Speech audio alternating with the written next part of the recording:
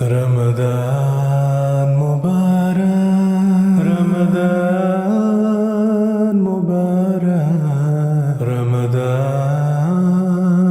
کریم، رمضان کریم۔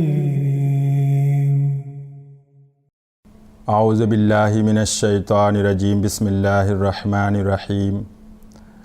اللہم صلی علی محمد وعلی آل محمد کما صلیت علی ابراہیم وعلی آل ابراہیم انک حمید مجید۔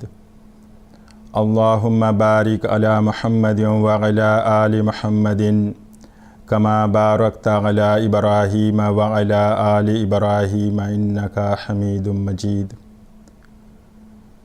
ومن اللیل فتہجد بہ نافلۃ لک عسیٰ ان یبعثک ربک مقاما محمودا۔ اور رات کے ایک حصہ میں بھی اس قرآن کے ساتھ شب بیداری کیا کر، یہ تیرے لیے نفل کے طور پر ہوگا، قریب ہے کہ تیرا رب تجھے مقام محمود پر فائز کر دے۔ ماہ رمضان کے درس کے ضمن میں آج کے درس کا موضوع ہے نماز تراویح کے فضائل و برکات۔ تراویح ترویحۃ کی جمع ہے، جس کے معنی بیٹھنے کے ہیں۔ پھر یہ لفظ رمضان کی راتوں میں 4 رکعت نوافل کے بعد آرام کے لیے جو وقفہ دیا جاتا تھا، اس کے لیے استعمال ہونے لگا، اور ان نوافل کو تراویح کہا جانے لگا۔ نماز تراویح دراصل تہجد ہی کی نماز ہے۔ صرف رمضان المبارک میں اس کے فوائد کو عام کرنے کے لیے رات کے پہلے حصے میں، یعنی عشاء کی نماز کے معاً بعد عام لوگوں کو پڑھنے کی اجازت دی گئی ہے۔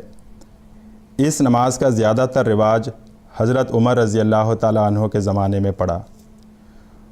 عروہ نے عبد الرحمن بن قاری سے روایت کی ہے، انہوں نے کہا، رمضان کی ایک رات میں حضرت عمر بن خطاب رضی اللہ تعالیٰ عنہ کے ساتھ مسجد کی طرف نکلا تو کیا دیکھتے ہیں کہ لوگ الگ الگ گروہوں میں بٹے ہوئے ہیں۔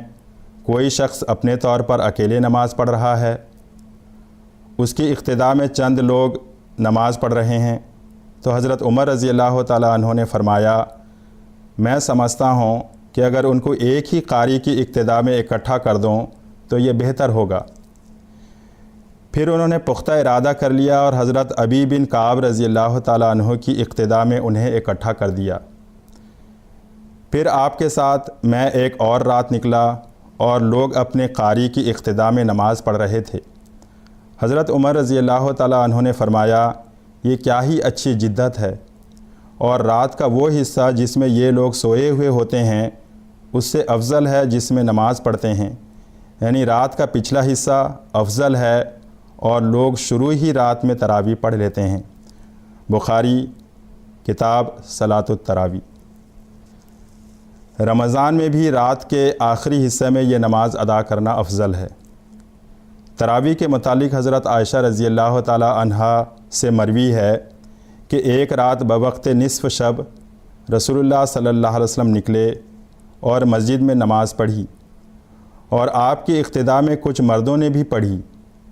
لوگ صبح اٹھے تو انہوں نے یہ سن کر ایک دوسرے کو بتایا تو دوسری رات لوگ اور زیادہ جمع ہو گئے، اور آپ صلی اللہ علیہ وسلم نے نماز پڑھی تو انہوں نے آپ کے ساتھ نماز پڑھی۔ لوگ صبح اٹھے تو لوگوں میں اور چرچا ہوا، تو تیسری رات مسجد میں جمع ہونے والے بہت زیادہ ہو گئے، اور رسول اللہ صلی اللہ علیہ وسلم نکلے اور نماز پڑھی تو انہوں نے بھی آپ کی اقتداء میں نماز پڑھی۔ جب چوتھی رات ہوئی تو لوگوں کا اس قدر انبھو ہوا کہ نمازی مسجد میں سما نہ سکے، مگر اس رات آپ نماز تراویح کے لیے نہ نکلے یہاں تک کہ صبح ہو گئی، اور جب آپ صبح کی نماز کے لیے نکلے اور فجر کی نماز پڑھا چکے تو لوگوں کی طرف متوجہ ہوئے اور تشہد پڑھا۔ پھر اس کے بعد فرمایا، تمہاری موجودگی مجھ سے پوشیدہ نہ تھی، لیکن میں ڈرا کہ تم پر یہ نماز فرض نہ کر دی جائے اور تم اس کی ادائیگی میں عاجز آ جاؤ۔ بخاری کتاب الصلاۃ التراویح۔ رمضان میں بھی رات کے آخری حصے میں یہ نماز ادا کرنا افضل ہے۔ تراویح کے متعلق حضرت عائشہ رضی اللہ تعالی عنہا سے مروی ہے کہ ایک رات بوقت نصف شب رسول اللہ صلی اللہ علیہ وسلم نکلے اور مسجد میں نماز پڑھی، اور آپ کی اقتداء میں کچھ مردوں نے بھی نماز پڑھی۔ لوگ صبح اٹھے تو انہوں نے یہ سن کر ایک دوسرے کو بتایا، تو دوسری رات لوگ اور زیادہ جمع ہو گئے، اور آپ نے نماز پڑھی تو انہوں نے آپ کے ساتھ نماز پڑھی۔ لوگ صبح اٹھے تو لوگوں میں اور چرچا ہوا، تو تیسری رات مسجد میں جمع ہونے والوں لوگ صبح اٹھے تو لوگوں میں اور چرچا ہوا تو تیسری رات مسجد میں جمع ہونے والے بہت زیادہ ہو گئے، اور رسول اللہ صلی اللہ علیہ وسلم نکلے اور نماز پڑھی تو انہوں نے بھی آپ کی اقتداء میں نماز پڑھی۔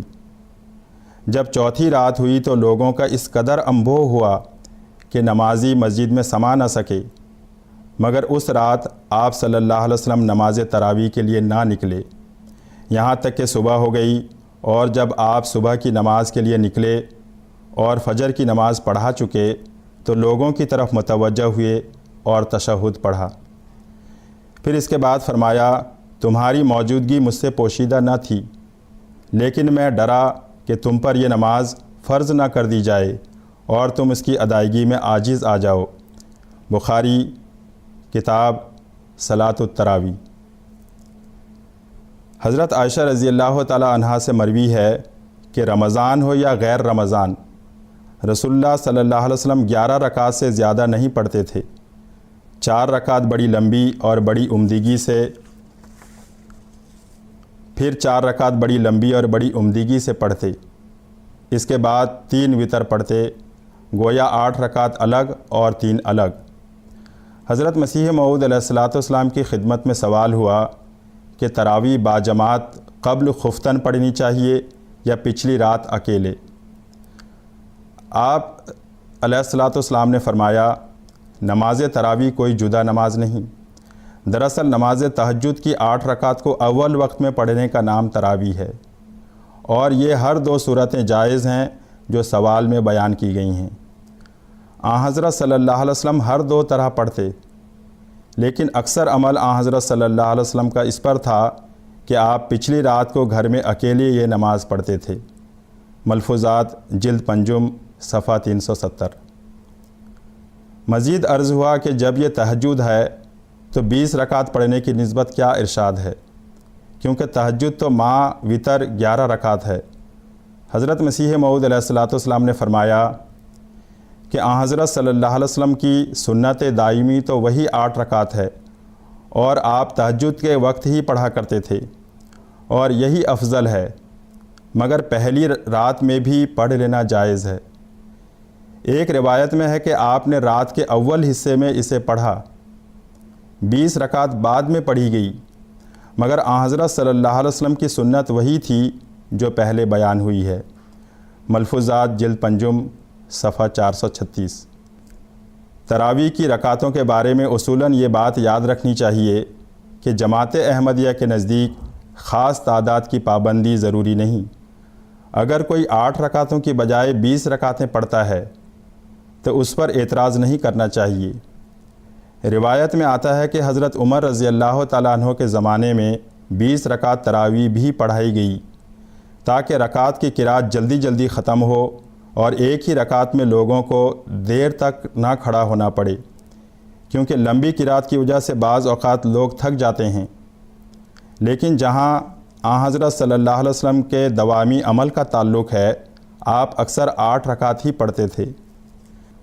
پس مومن کو اس ماہ مبارک میں عبادت کی طرف طبعاً زیادہ توجہ ہوتی ہے، اس لیے دیگر فرائض و نوافل کے علاوہ نماز تراویح سے بھی خاطر خواہ استفادہ کرتے ہوئے خدا تعالیٰ کا قرب حاصل کرنا چاہیے، کیونکہ نوافل قرب الہی کا ذریعہ ہے۔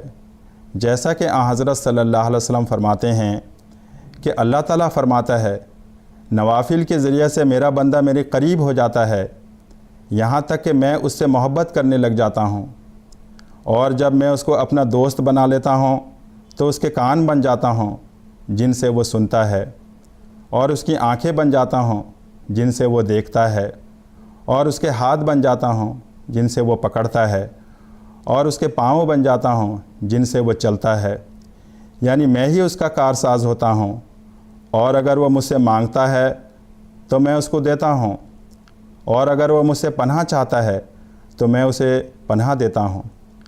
بخاری کتاب الرقاق باب التواضع۔ دعا ہے کہ اللہ تعالی ہمیں تراویح سے بھرپور استفادہ فرماتے ہوئے اللہ تعالیٰ کا قرب اور اس کی خوشنودی اور اس کی جنت حاصل کرنے کے اللہ تعالی ہم سب کو توفیق عطا فرمائے۔ آمین۔